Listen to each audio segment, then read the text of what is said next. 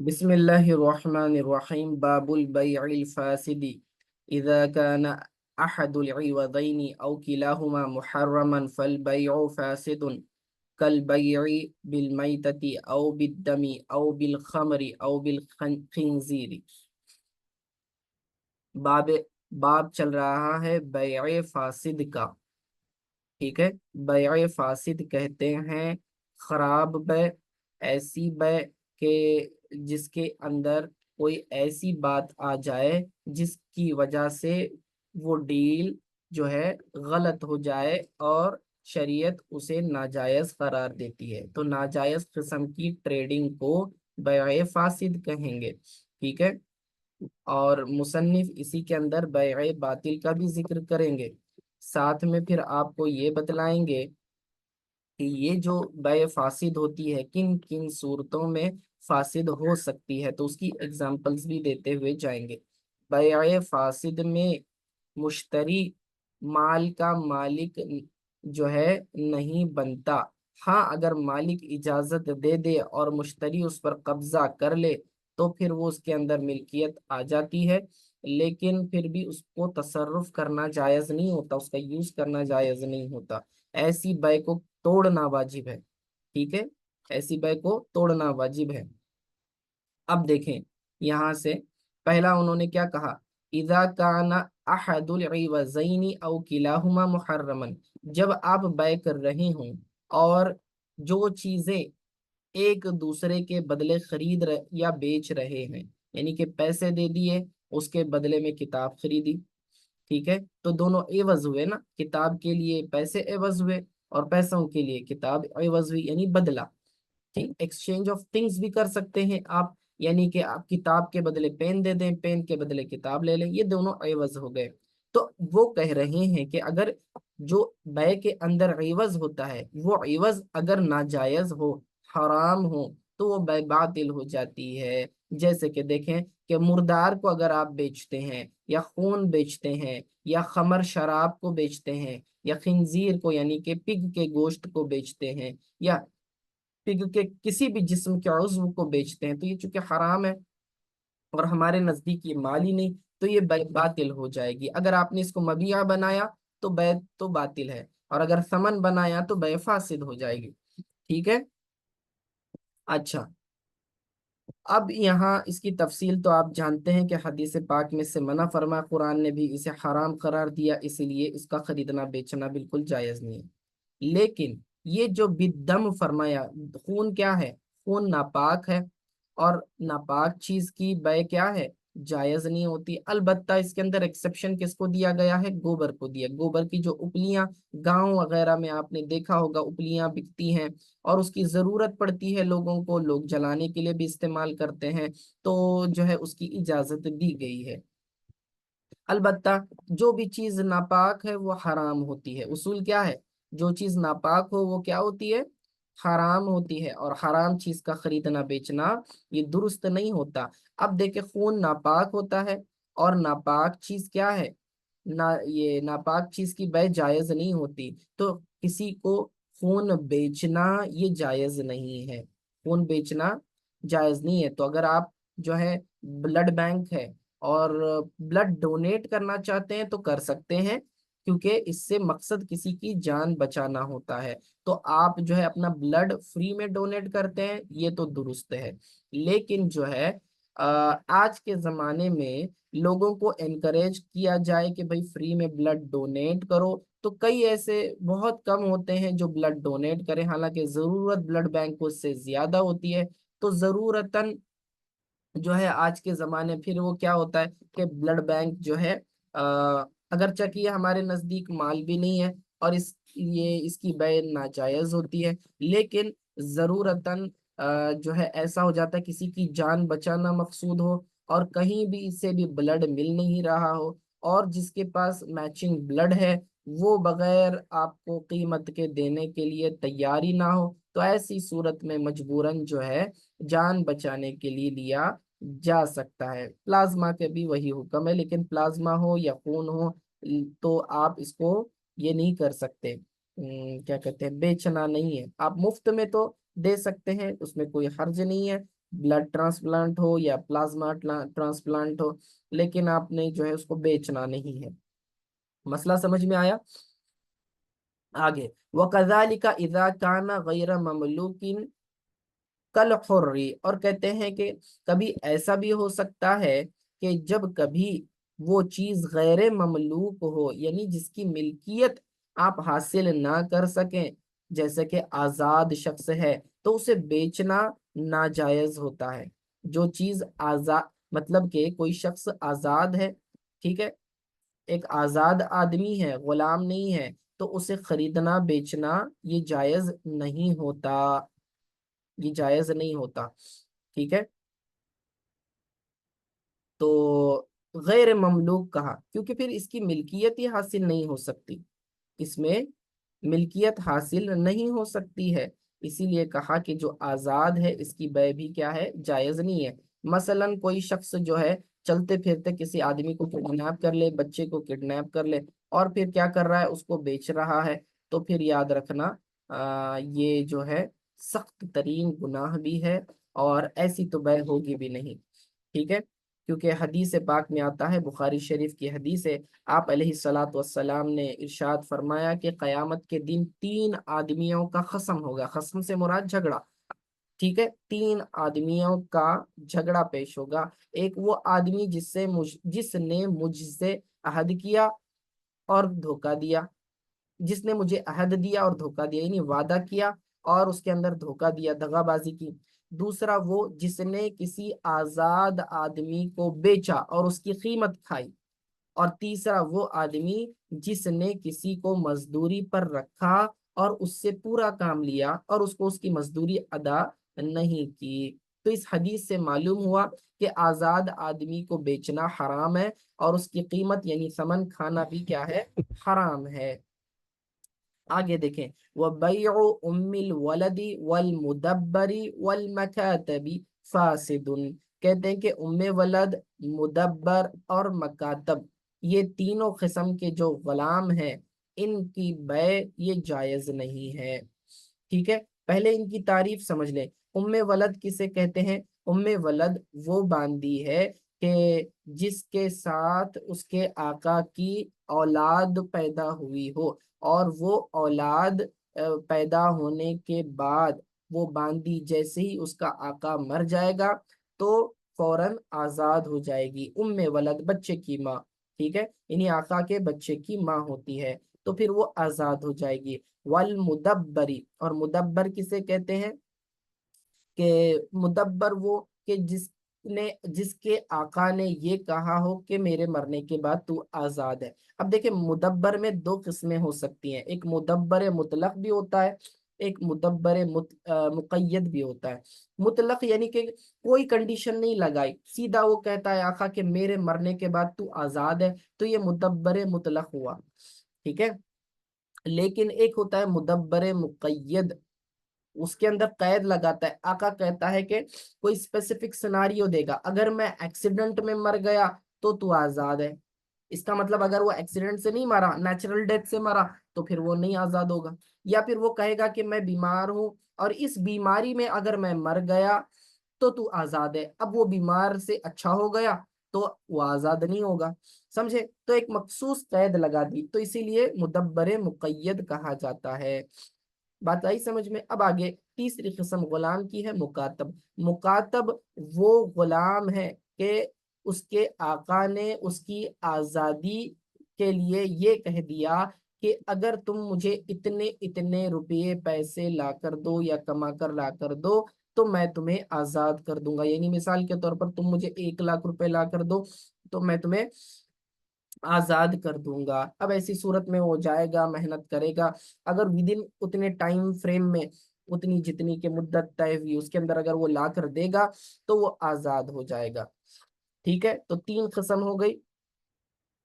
तो यहाँ इमाम कुदूरी के बकौल इन्होंने उम्मे वलद, मुदब्बर और मकातब की बै को बै फासिद कहा है, लेकिन साहिब हिदाया फरमाते हैं कि यहाँ बै फासिद से बातिल, बै बातिल मुराद है। ठीक है, क्योंकि ये कोई माल ही नहीं है, आप इसको जो है बेच ही नहीं सकते, इनको बेच ही नहीं सकते। क्यों? क्योंकि देखिए उम्मे वलद में आजादी का शायबा आ चुका है, आका की औलाद पैदा हो चुकी है। अब इससे क्या हो गया, एक कनेक्शन हो गया कि अब ये आका मर जाएगा तो ये बांदी आजाद हो जाएगी। तो वो मौला के यानी उसका आका या मौला कहें उसके मरती आजाद हो जाएगी, इसीलिए उम्मे वलद का बेचना जायज नहीं है, गोया कि वो माल ही नहीं है। जब वो माल नहीं है तो वो बातिल हो जाएगी। उसी तरह मुदब्बर है।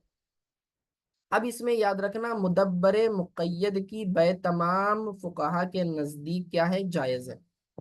यानी कि अगर कोई आका कहता है कि मेरे मरने के बाद तू आजाद है, तो इसकी बै तो याद रखना तमाम फुकाहा के नजदीक जायज है। अलबत्ता मुदब्बरे नहीं सॉरी, मुदब्बरे मुक़य्यद की बै तो क्या है, जायज है, लेकिन मुदब्बरे मुतलक की बै में फुकाहा का इख्तिलाफ है।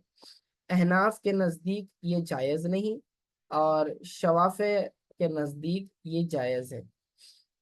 ठीक है, अहनाफ के नज़दीक यानी हमारे नज़दीक ये मुदब्बरे मुतलक की बै जायज़ नहीं है। तो यहाँ मुदब्बर से कौन सा मुदब्बर मुराद है, मुदब्बरे मुतलक, यानी कि शर्त नहीं लगाई, कोई भी कैद नहीं लगाई उसके आका ने, बस कह दिया मेरे मरने के बाद मैं चाहे जैसे भी मरूं तू आज़ाद है, तो फिर ये मुदब्बर मुतलक है, फिर इसकी बै जायज़ नहीं है। हाँ, अगर वो कैद लगाता मेरी स्पेसिफिक इस बीमारी के अंदर, अगर मैं मरा, मिसाल के तौर पर उसे जो है कोई पेट की बीमारी हो गई, अब उसे वो कहता है अगर मैं इस बीमारी में मर गया तो तू आजाद है, लेकिन वो बीमार नहीं हुआ, उसका ऑपरेशन हो गया, वो अच्छा हो गया, तो अब वो जो सबब था जो उसको बेचने से मान्या था, रुकावट बन रहा था, वो सबब ही खत्म हो गया। तो मुदब्बरे मुक़य्यद की अब वो कैद की वजह से जो है वो जो है अब उसके अंदर आजादी का कोई शायबा नहीं रहा, क्योंकि वो जो सिनारियो था, जिस कंडीशन में वो आजाद होने वाला था, वो कंडीशन खत्म हो गई। इसका मतलब आप उस मुदब्बर मुक़य्यद को अब बेच सकते हैं, तो इसमें किसी का भी इख्तलाफ नहीं है। तो यहाँ मुदब्बर से कौन सा मुदब्बर मुराद है, मुदब्बर मुतलक मुराद है। ठीक है, आगे सुने। और ये जो मुकातब है, मुकातब के जिसके साथ आका ने एग्रीमेंट कर लिया हो कि इतनी रकम देगा तो मैं तुझे आजाद करूंगा, तो याद रखना ये भी उस सूरत में है कि जब तक ये एग्रीमेंट बाकी है।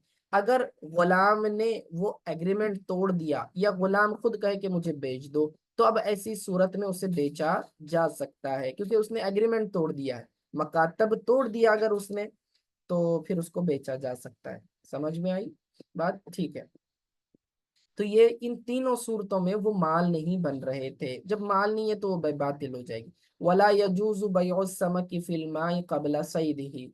अब यहाँ दूसरा मसला बयान कर रहे हैं। अब तक तो क्या बताया मसला, यहाँ तक क्या बतलाया कि मबिया अगर माल ना हो तो उसे बेचना नाजायज है।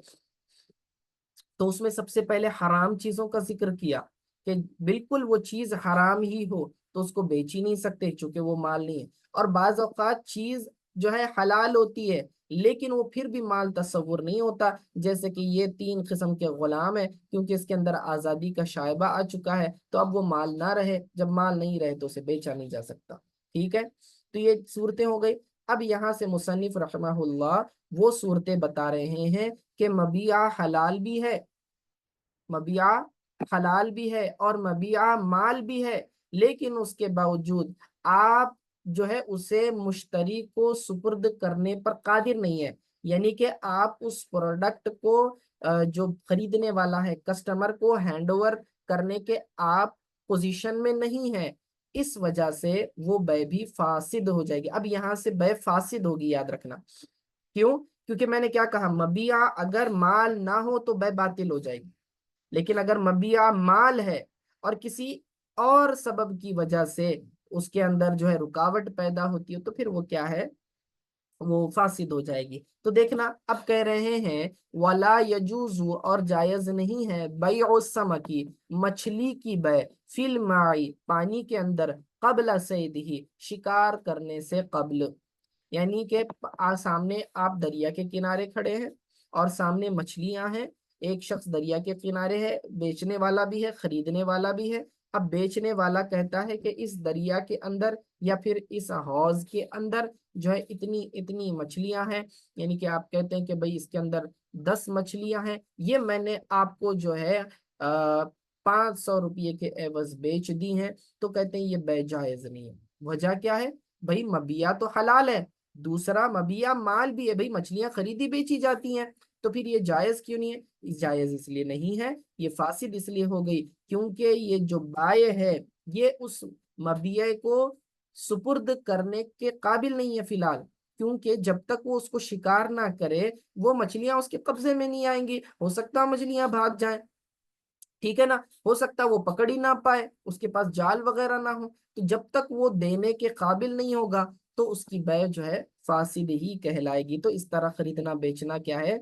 जायज नहीं है। हाँ देखिए, आजकल जो है अगर किसी ने प्राइवेट टैंक होता है, प्राइवेट टैंक के अंदर अगर मछलियां रखी हैं कि जिसे एनी टाइम आदमी निकाल कर दे सकता है, तो फिर ऐसी सूरत में मछलियों का बेचना जायज होता है। मसलन आप एक्वेरियम जाते हैं, ठीक है, वहां पर आप जो है शो की जो मछलियां होती हैं, कलरफुल जो छोटी छोटी मछलियां होती हैं, आप घर में लाकर उसको जो है फिश पॉन्ड के अंदर रखते हो, ठीक है, डेकोरेशन के लिए घर में पालते हो, उनको शौक होता है लोगों को। तो अब याद रखना, जो एक्वेरियम में मछलियां रखी है वो कांच के स्पेसिफिक पॉट्स होते हैं, पॉन्ड्स हैं, और ये जो बाय होता है, बेचने वाला होता है, वो एनी टाइम आपको जो है पानी के अंदर से मछलियां निकाल कर दे सकता है। चूंकि वो पानी के अंदर तो है लेकिन वो उसे सुपुर्द करने पर कादिर है, तो अब ये बै जो है जायज होगी। अगर चाहे मछलियां पानी के अंदर है, लेकिन ये किस सूरत की मैं बात कर रहा हूँ, कहाँ नाजायज हो जाएगी बै?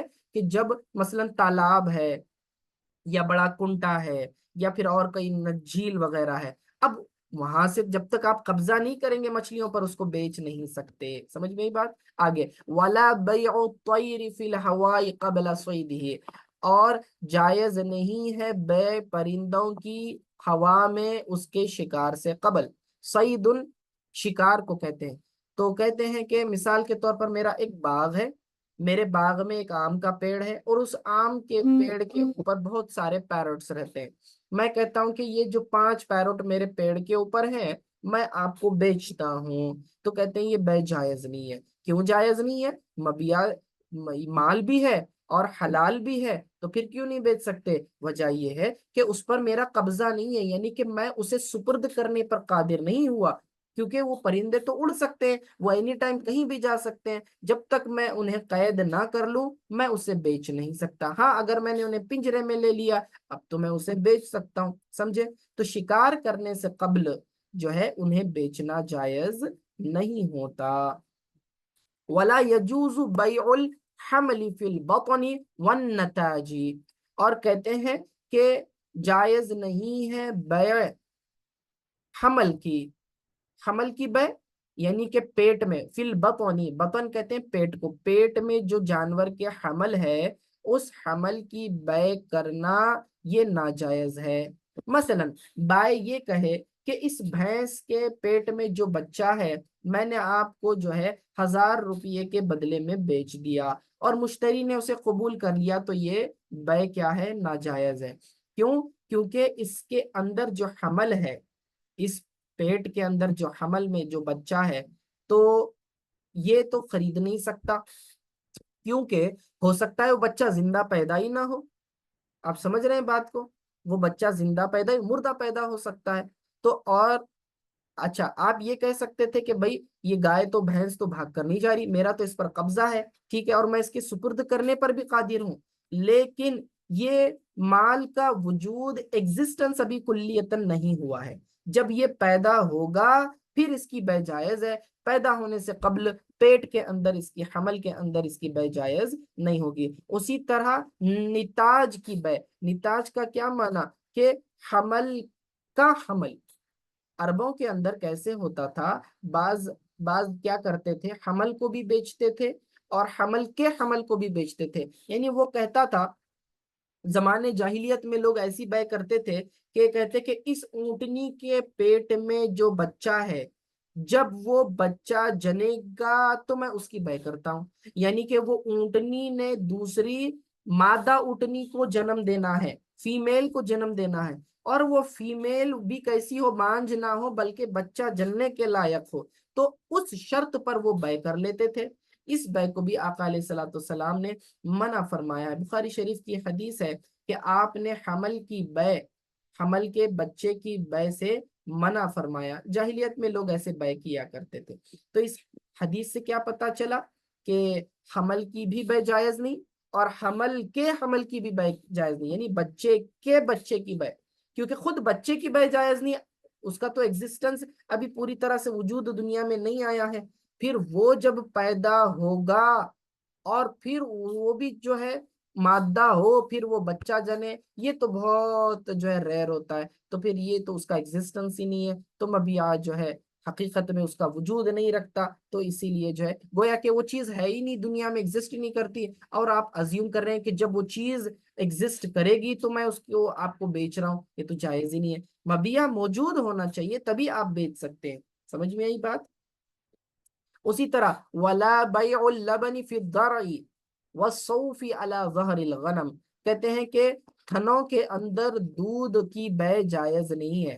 ابھی ایک بھینس ہے یا گائے ہے اور تھن ایسے اس کے بھرے پڑے ہیں، اب یہ مشتری کہتا ہے کہ میں اس کے تھن میں نہیں، بائے کہتا ہے کہ میری جو گائے کے اندر یا بھینس کے تھنوں میں جو بھی دودھ ہے وہ عموماً سمجھ لیجئے 3-4 لیٹر دودھ دیتی ہے، میں کہتا ہوں کہ یہ سارا دودھ میں نے آپ کو بیچ دیا 400 روپے میں، ٹھیک ہے، اور مشتری راضی بھی ہے، اس کے باوجود یہ بے فاسد ہے۔ کیوں فاسد ہے؟ کیونکہ کہہ نہیں سکتے اس میں سے دودھ کتنا نکلے گا، ہو سکتا ہے وہ بیماری کی وجہ سے پھول گئے ہوں تھن، ضروری نہیں ہے کہ اس کے اندر دودھ ہو، اور کبھی ایسا بھی ہوتا ہے کہ مشتری چاہے گا کہ وہ تھنوں سے دودھ پوری طرح سے نچوڑ کر نکالا جائے، جبکہ بھائی یہ چاہے گا کہ بھائی تھنوں کے اندر کچھ دودھ باقی رہے، کیونکہ ہو سکتا ہے اس گائے کا دوسرا بچہ وغیرہ ہو جو اس سے دودھ پیتا ہوگا، ٹھیک ہے، تو اس سے جھگڑا پیدا ہوگا، تو اس کو رفع کرنے کے لیے کہا کہ بھائی دودھ کے اندر تھنوں کے اندر جو دودھ ہے اس کی بے جائز نہیں۔ والصوف علی ظہر الغنم، اور صوف کہتے ہیں اون کو، ظہر الغنم ظہر پیٹ کو کہتے ہیں، غنم جو ہے بکریاں بھیڑ وغیرہ جو ہوتی ہیں، جو مینڈے ہوتے ہیں، تو جو بھیڑ اور مینڈے کے اوپر جو اون لگی ہوئی ہے اس کی بھی بے جائز نہیں ہے جب تک کہ آپ اسے کاٹ کر نہ لے لیں، ٹھیک ہے۔ اس کے اندر قاعدہ کیا ہے، اس میں ایک اصول یہ ہے کہ مبیعہ جو ہے بائی کی ملکیت سے سیپریٹ کرنے کے لائق ہو، ٹھیک ہے، بائی سیپریٹ کرنے کے لائق ہو، اور جو ہے ہو سکتا ہے جو اون جو ہے اب اس میں کیسا رہتا ہے، کہیں سے کچھ حصہ اس کا رکھا جاتا ہے، کچھ حصہ اتارا جاتا ہے، تو کتنا نکالا جائے کتنا رکھا جائے یہ بھی طے نہیں ہے، تو اس سے جھگڑا پیدا ہو سکتا ہے، تو انہوں نے کہا کہ جب تک اون اتار نہ لیا جائے اس بھیڑ سے تب تک آپ اس کی بے نہیں کر سکتے، سمجھ میں آئی بات؟ چلیے بس آج کے لیے اتنا کافی ہے، انشاءاللہ پھر آگے ہم اس کے مزید مسائل لیں گے۔ وصلی اللہ تعالی علی خیر خلق محمد وآلہ وصحبہ اجمعین برحمتک یا ارحم الراحمین۔